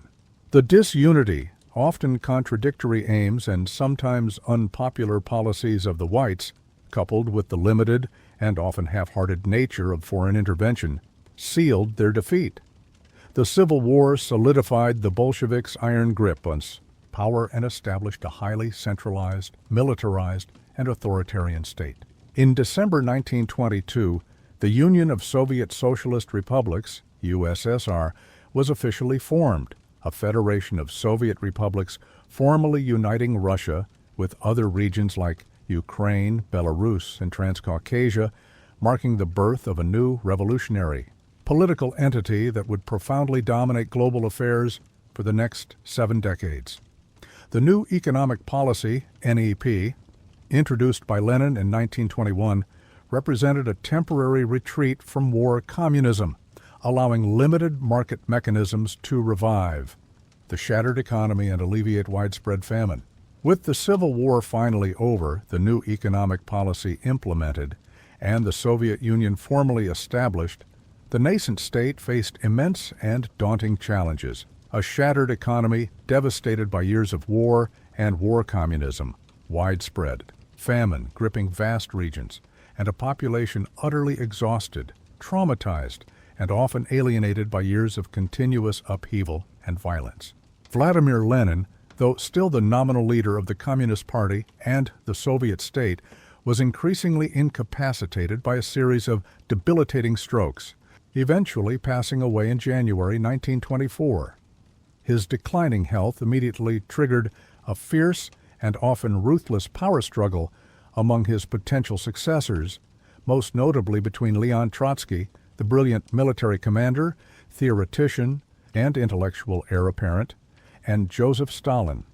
Stalin, who held the seemingly innocuous yet strategically crucial position of General Secretary of the Communist Party, skillfully outmaneuvered his rivals.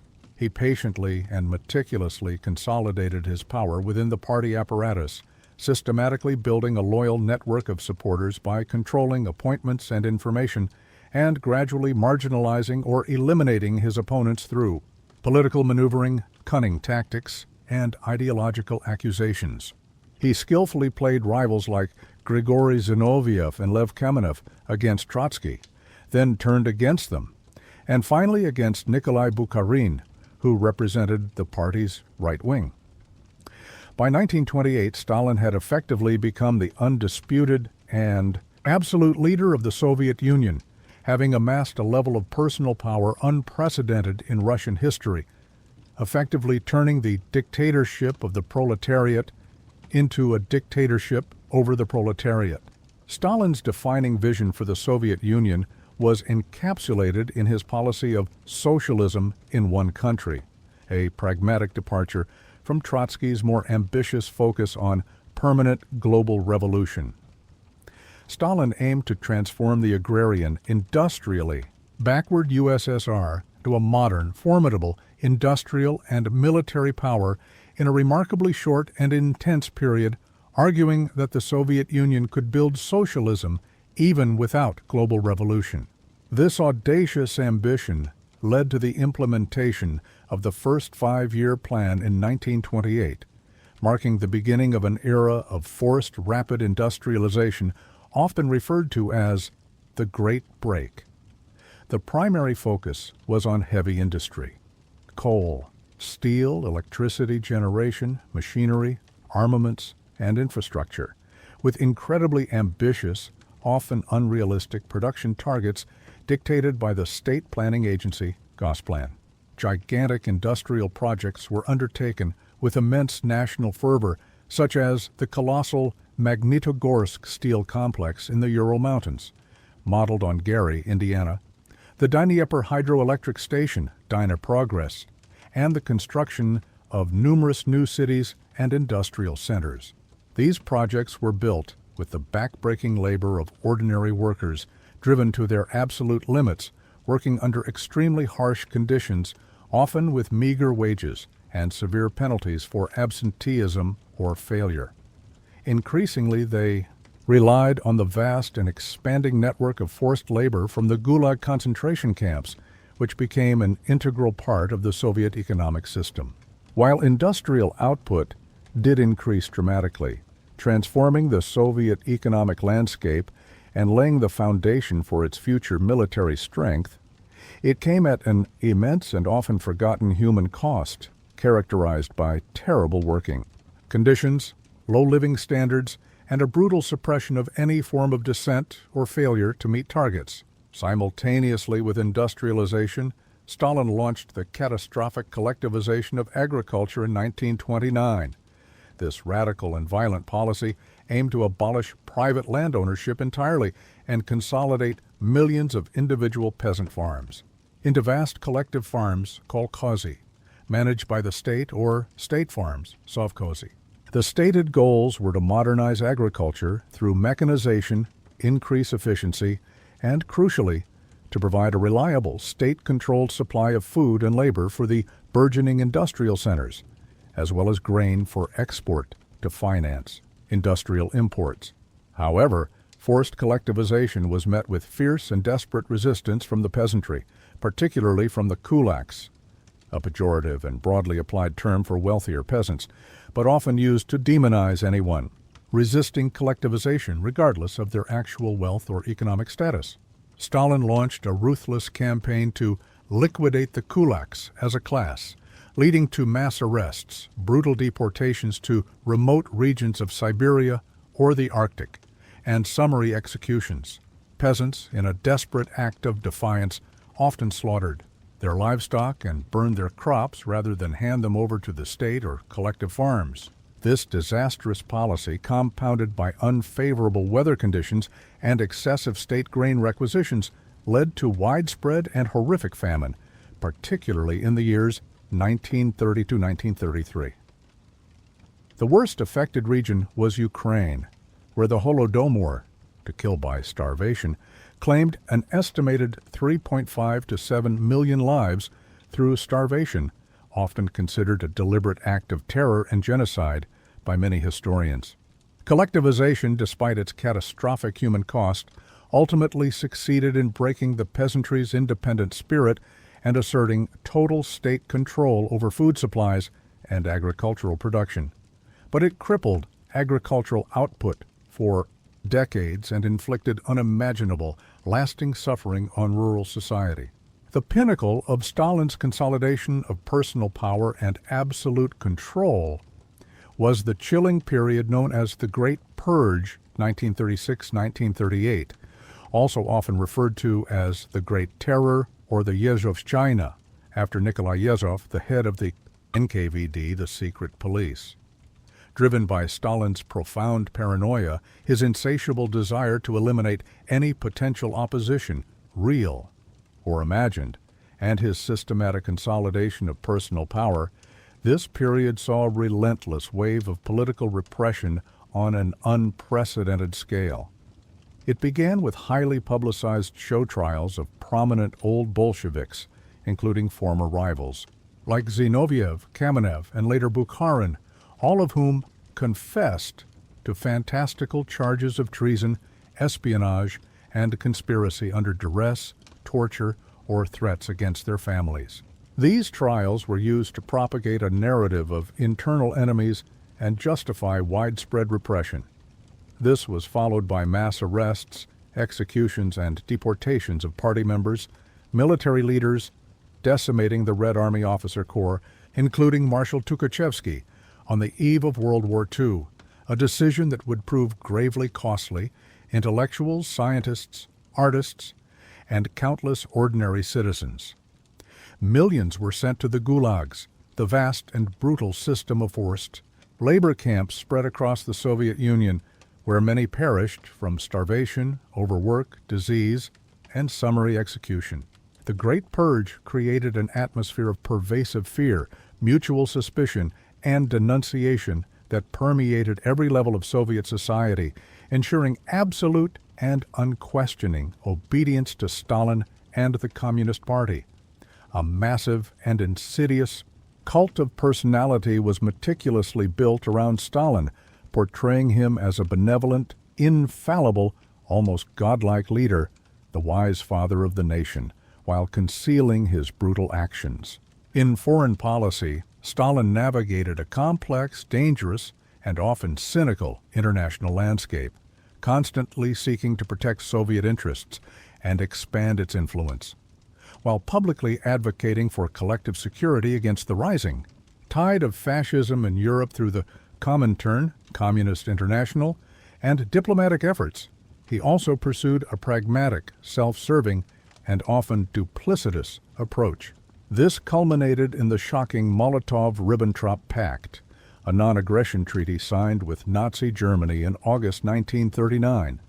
This pact, which included secret protocols for the division of Poland and spheres of influence in Eastern Europe, allowing the USSR to annex the Baltic states, Estonia, Latvia, Lithuania, and parts of Finland and Romania, stunned the world and effectively paved the way for Germany's invasion of Poland just a week later, triggering the outbreak of World War II. Stalin believed this pact would buy the Soviet Union invaluable time to prepare for an inevitable future conflict with Germany, while also allowing him to expand Soviet territory and establish a buffer zone in Eastern Europe. However, Stalin's cynical calculations proved tragically and catastrophically wrong. On June 22, 1941, Nazi Germany launched Operation Barbarossa, a massive, unprovoked surprise invasion of the Soviet Union. Despite numerous intelligence warnings from various sources, including Churchill and his own spies, Stalin was caught completely off guard, dismissing them as provocations. The Red Army, reeling from the purges that had decimated its officer corps and hampered by poor training, obsolete equipment, and tactical blunders, suffered catastrophic initial losses. Millions of soldiers were killed, wounded, or captured in the first months.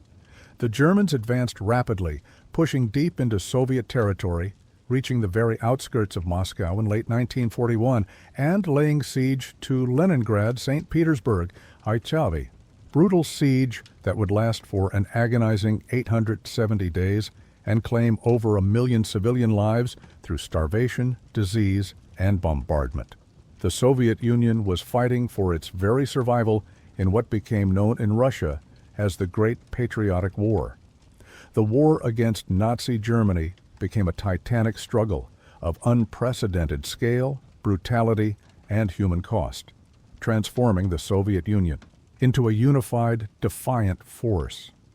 The Soviet people, driven by immense patriotism, a desire for revenge, and an indomitable spirit of resilience, rallied with extraordinary determination, often driven by fear of Stalin's regime as much as love for the motherland. A desperate scorched earth policy was adopted, destroying infrastructure and denying resources to the advancing Germans. Entire industries, along with their workers, were miraculously evacuated eastward beyond the Ural Mountains to continue production of vital war materials. Despite horrific and almost unimaginable losses, the Red Army mounted a determined and ultimately successful defense. The decisive turning point on the Eastern Front came with the Battle of Stalingrad, 1940–1943. A brutal and prolonged urban, battle-fought street by street, house by house, that resulted in the complete encirclement and surrender of the German Sixth Army, a major psychological and strategic blow to the Axis. This monumental Soviet victory shifted the momentum of the Aachen War decisively. Another crucial battle was the Battle of Kursk, 1943, the largest tank battle in history, where the Soviets decisively repelled a massive German offensive, further cementing their strategic initiative and setting the stage for their westward push. With the vital aid of Lend-Lease supplies from the Western Allies, the U.S. and Britain, and through immense, almost unfathomable sacrifice and perseverance, the Red Army steadily pushed the German forces back, first liberating occupied Soviet territory, then systematically advancing into Eastern Europe, and ultimately driving all the way to Berlin, culminating in the capture of the Reichstag in May 1945. The human cost for the Soviet Union was staggering and unparalleled. An estimated 20 to 27 million Soviet citizens, both military and civilian, perished during the war, accounting for the vast majority of all Allied casualties. Entire cities were razed and vast swathes of land devastated. The war fundamentally shaped Soviet identity and national consciousness, forging a powerful narrative of resilience, victory over fascism, and immense sacrifice, and cemented its status as a global superpower. At the Yalta and Potsdam conferences in 1945, the Soviet Union, as a victorious power, solidified its military and political influence over Eastern Europe, laying the critical groundwork for the post-war geopolitical order known as the Cold War. The end of World War II in 1945 saw the Soviet Union emerge from the ashes of devastation as one of two dominant global superpowers, fundamentally altering the balance of power on the world stage and ushering in a new era of bipolar international relations. However, the wartime alliance with the Western powers quickly deteriorated, giving way to the Cold War, an intense ideological, political, economic, and military standoff that would define international relations for over 4 decades. Winston Churchill famously declared in his 1946 Fulton, Missouri speech that an Iron Curtain had descended across Europe, metaphorically dividing the continent into Soviet-dominated Eastern Bloc countries and the capitalist, democratic West. The Soviet Union, driven by security concerns, ideological expansion, and a desire to create a buffer zone against future invasion, swiftly established communist satellite states in Eastern Europe, imposing Soviet-style regimes. These nations, including Poland, East Germany, Czechoslovakia, Hungary, Romania, and Bulgaria, were brought under Moscow's firm political and economic control, forming Comecon, Council for Mutual Economic Assistance, in 1949 as an economic bloc, and the Warsaw Pact in 1955 as a military counterweight to NATO. This period was marked by the nuclear arms race, proxy wars, and intense espionage. After Joseph Stalin's death in March 1953, a period of collective leadership briefly ensued, involving figures like Georgy Malenkov and Lavrenti Beria, head of the secret police, followed by the ascendance of Nikita Khrushchev, who gradually consolidated his power. Khrushchev, a colorful and often unpredictable figure who embodied a more energetic and less tyrannical form of Soviet leadership, initiated a process of de-Stalinization, most notably with his groundbreaking secret speech delivered to the Eismeist 20th Party Congress in 1956. In this speech, he publicly denounced Stalin's cult of personality and cautiously some of his crimes, though not the fundamental nature of the totalitarian system, shocking delegates and sending ripples throughout the communist world. This ushered in a period of relative cultural and political thaw, allowing for greater freedom of expression in the arts and literature, a release of millions from the Gulag, and some intellectual ferment, though the Soviet system remained fundamentally autocratic and repressive. Khrushchev pursued ambitious economic plans, including the Virgin Lands campaign to expand agricultural output in Kazakhstan, which had mixed and often unsustainable success, and boasted about catching up and overtaking the West economically. Internationally, he presided over a period of both intense competition and confrontation.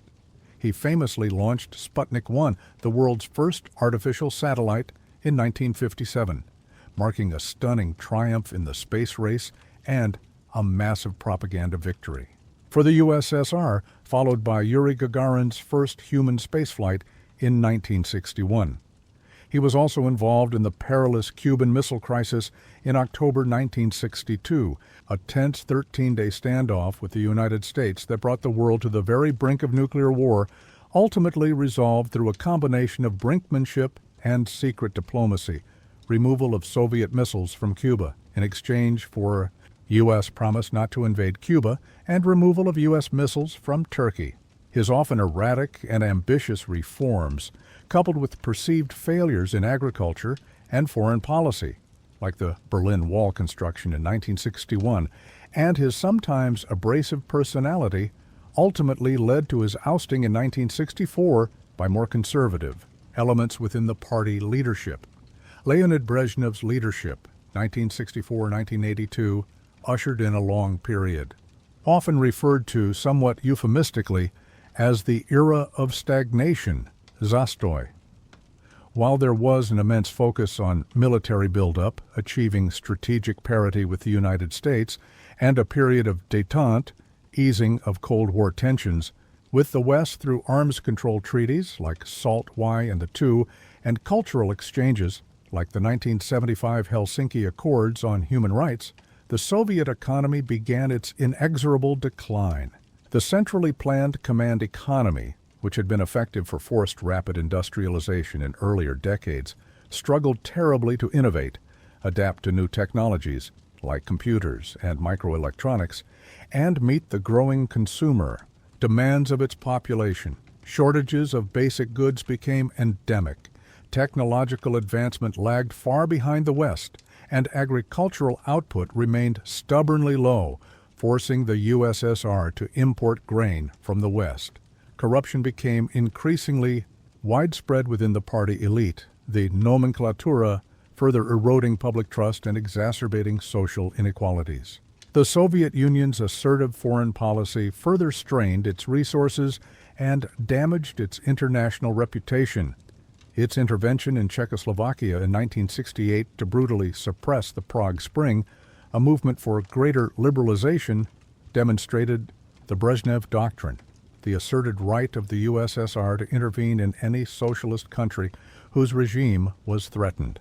Its disastrous invasion of Afghanistan in 1979, aimed at propping up a pro-Soviet regime, became a costly and protracted quagmire, often dubbed the Soviet Vietnam, bleeding Soviet resources and lives for a decade, and alienating much of the international community.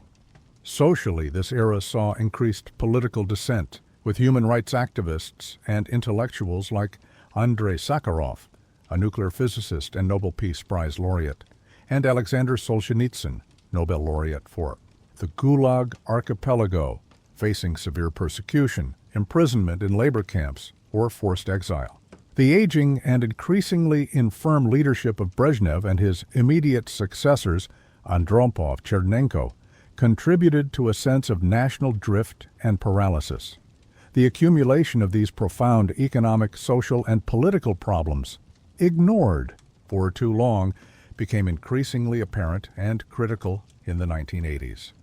The Chernobyl nuclear disaster in April 1986, a catastrophic accident that spread radioactive fallout across Europe, not only highlighted systemic flaws in Soviet safety protocols and technological infrastructure, but also forced a degree of unprecedented openness, glasnost, from the government that it had previously suppressed, further revealing the true state of affairs. By the time Mikhail Gorbachev came to power as General Secretary of the Communist Party in March 1985, the Soviet Union was undeniably in deep crisis, facing economic stagnation, social malaise, and a growing legitimacy deficit, both at home and abroad. Gorbachev, a relatively young, energetic, and reform-minded leader, recognized the urgent and fundamental need for radical change to save the Soviet system, believing that the system needed to be reformed, not dismantled. He boldly introduced two key intertwined policies that would ultimately unleash forces that unraveled the very system they sought to preserve. Glasnost, openness, and perestroika, restructuring. Glasnost allowed for significantly greater freedom of speech, information, and public debate, aiming to revitalize the public sphere, expose corruption, and garner public support for reforms. It led to the release of dissidents, the rehabilitation of victims of Stalin's purges, and the publication of previously banned literature and historical accounts, unleashing a torrent of long-suppressed grievances and a critical re-evaluations of Soviet history. Perestroika aimed to fundamentally reform the Soviet economy, introducing limited market mechanisms, decentralizing decision-making to enterprises, allowing for private cooperatives, and attempting to improve efficiency and productivity by introducing profit motives.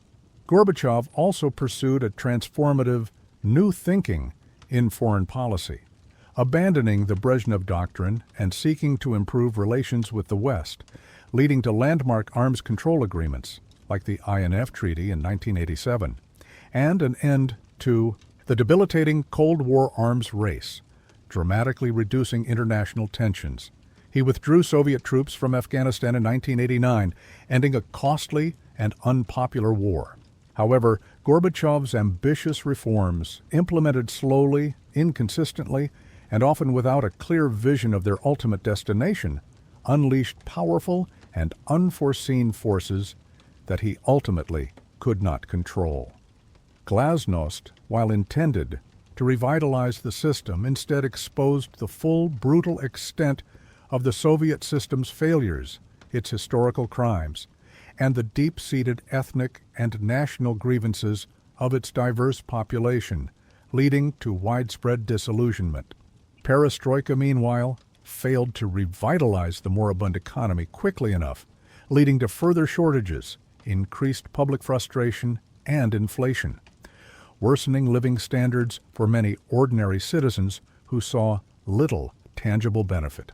Crucially, the new freedoms allowed long-suppressed nationalist movements in the various Soviet republics, from the Baltic states, Estonia, Latvia, Lithuania, which had been forcibly annexed, to the Caucasus, Georgia, Armenia, Azerbaijan, and Ukraine, to re-emerge with unprecedented strength, demanding greater autonomy or outright independence. The dramatic fall of the Berlin Wall in November 1989 and the subsequent rapid collapse of communist regimes across Eastern Europe without Soviet military intervention, a clear abandonment of the Brezhnev doctrine, signaled the rapid and irreversible unraveling of Soviet influence and control over its satellite empire. In August 1991, a desperate attempt was made by hardline communist conservatives known as the Gang of Eight, who feared the complete loss of the Soviet Union and its communist ideology, to overthrow Gorbachev in a coup. The August coup saw Gorbachev detained at his dacha in Crimea and tanks rolling into Moscow. However, the coup failed dramatically due to widespread popular resistance and dissent within the military, largely led by Boris Yeltsin, the charismatic and increasingly popular president of the Russian Soviet Federative Socialist Republic, who famously rallied citizens and defecting military units from atop a tank in front of the Russian White House. Although the coup itself failed and Gorbachev was briefly restored, it fatally undermined his authority and prestige, accelerating the unstoppable disintegration of the USSR. Republics, emboldened by the coup's failure and sensing the terminal weakness of the center, rapidly declared their full independence. On December 8, 1991, the leaders of Russia, Boris Yeltsin, Ukraine, Leonid Kravchuk, and Belarus, Stanislav Shushkevich, met at Belovezha Forest and signed the Belovezha Accords, formally declaring that the Union of Soviet Socialist Republics had ceased to exist and establishing the loose Commonwealth of Independent States, CIS, in its place. 8 more republics joined soon after. Mikhail Gorbachev formally resigned as president of the USSR on December 25, 1991, and on that same evening, the Soviet flag was lowered from the Kremlin for the very last time, replaced by the Russian old tricolor. The Soviet Union, a vast empire that had shaped the 20th century in such profound and often terrifying ways, dissolved relatively peacefully, if somewhat chaotically, after 69 years of existence, leaving behind a new geopolitical landscape. The legacy of the Soviet Union is profoundly complex, multifaceted, and remains highly debated to this day, both within Russia and internationally. On one hand, it undeniably transformed Russia from a largely agrarian and backward society into a major industrial and military power, capable of challenging the world's strongest nations. It achieved monumental scientific and technological breakthroughs, such as the space program and nuclear weapons, defeated Nazism, and created a comprehensive social safety net that provided free healthcare, education, and social security, at least on paper. Its ideology inspired movements and regimes globally, presenting an alternative to capitalism. However, these achievements came at an almost unimaginable cost: unparalleled human suffering, totalitarian control over every aspect of life, systematic human rights abuses on a grand scale, the violent suppression of individual freedoms, the deliberate destruction of cultural heritage, churches, monuments, widespread environmental devastation, and an economy that ultimately proved unsustainable and inefficient. Its collapse marked the definitive end of the Cold War and the beginning of a new, often uncertain, and challenging era for Russia, the other newly independent post-Soviet states, and indeed, for the entire world. So, my friends, we have journeyed together through over 1,000 years of Russian history, a truly epic and sweeping narrative that has touched upon so many profound themes. We began with the misty origins of the first East Slavic states and the pivotal, identity-shaping conversion to Orthodoxy. We navigated the dark centuries of the Mongol yoke and then witnessed the patient, relentless rise of Muscovy, under the formidable figures of Ivan the Great and the terrifying yet foundational Ivan the Terrible. We then explored the transformative, yet often brutally imposed, Westernization under Peter the Great and the vast territorial expansion and enlightened despotism under Catherine the Great, which firmly established Russia as a true European imperial power with a vast multi-ethnic domain. The 19th century brought both the glory of defeating Napoleon and increasing internal turmoil, as the archaic system of serfdom and autocracy clashed irreconcilably with modernizing pressures and burgeoning revolutionary ideals. This led to the flawed emancipation of the serfs, a series of ultimately insufficient reforms, and a crescendo of revolutionary ferment. The immense strains of World War I finally shattered the centuries-old Tsarist regime, paving the way for the radical Bolshevik Revolution, which promised a new world order and a society of equality but delivered an authoritarian one-party state under Lenin, and later the terrifying purges, forced industrialization, and collectivization of Stalin's Soviet Union. We've seen how the Soviet Union endured the unimaginable horrors of World War II, emerging victorious, but at a devastating human cost, only to enter a protracted ideological and geopolitical Cold War with the West. Finally, we traced its gradual, agonizing decline, marked by economic stagnation and the unintended explosive consequences of reform under Gorbachev, leading to its dramatic and, surprisingly, relatively peaceful dissolution in 1991.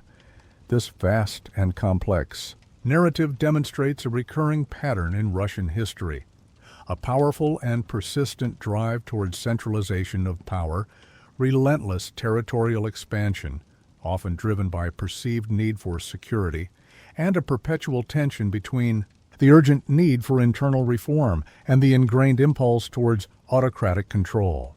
The relentless quest for national security, often bordering on paranoia due to historical experiences of invasion, the profound and enduring influence of the Orthodox Church, and the constant struggle and interplay between a traditional Slavic identity and the siren call of Western ideas have been enduring, often contradictory, themes that continue to shape the Russian consciousness. Russia's history is not merely a dry sequence of past events, but a living, evolving story, replete with triumphs and tragedies, moments of brilliance, and periods of profound darkness that continues to profoundly shape its present identity, its internal dynamics, and its future trajectory, impacting global politics, economics, and culture in profound and undeniable ways. Understanding this deep, complex history is not just an academic exercise. It is absolutely crucial to comprehending the intricate complexities of the world we live in today and the role that Russia plays on the international stage. Thank you so much for joining me on this incredibly detailed, extensive, and often challenging exploration of Russian history. Your dedication to staying with me through this deep dive means the world. I truly hope you found it as enlightening, comprehensive, and thought-provoking as I did in meticulously researching and putting it together for you. If you thoroughly enjoyed this monumental video and feel that you learned something new, gained a deeper understanding, or simply enjoyed the depth and scope of my work, please give it a thumbs up. Share it widely with your friends, family, and anyone who might be interested. And most importantly, subscribe to the channel so you don't miss out on future deep dives into history and other fascinating topics. Your immense support truly makes this channel possible and fuels my passion for sharing these stories with you.